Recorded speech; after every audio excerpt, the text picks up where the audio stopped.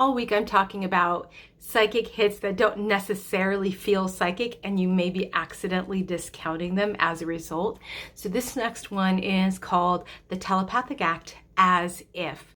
So let's say that someone comes to me for a reading and she's like, me and my husband, the marriage, I don't know, it just has been kind of like, distant lately, and I don't know what's going on. And I'd like to get some light shed on the situation. And yes, I know that there are many readers who are like, I will never do third-party readings, but I do them all the time. I do them if they're helpful for the client. What I don't do is like go sneaking around like into people's businesses that it doesn't belong. Like for example, I need to know about my ex and his new girl. Are they happy? Like, how could they? I'm like, nope, we cannot do that, my friend. I'm so sorry. So when I'm talking about the telepathic act, this is how it works in a session with me. So they sit down, we have the question or some sense of enough context so I know kind of how to lead the reading. And she's chosen the cards and I have flipped over no cards at all yet.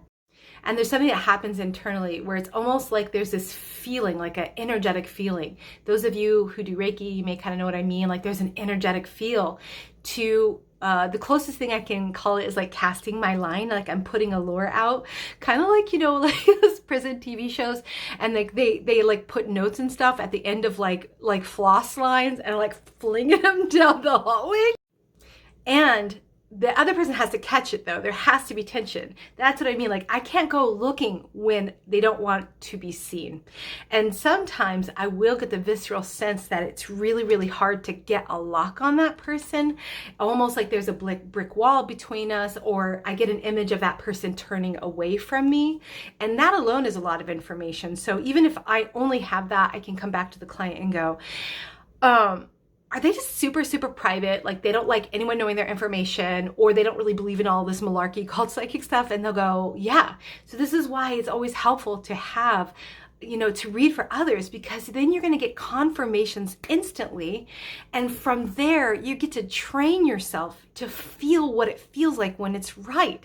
But if you're too scared to ever be wrong, you never do that, meaning that you never get to this level, which is why I'm like, you've got to read for everybody. I really mean that.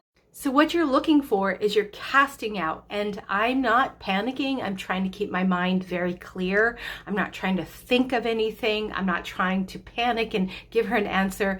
I'm literally casting a lure and saying, I'd like a connection.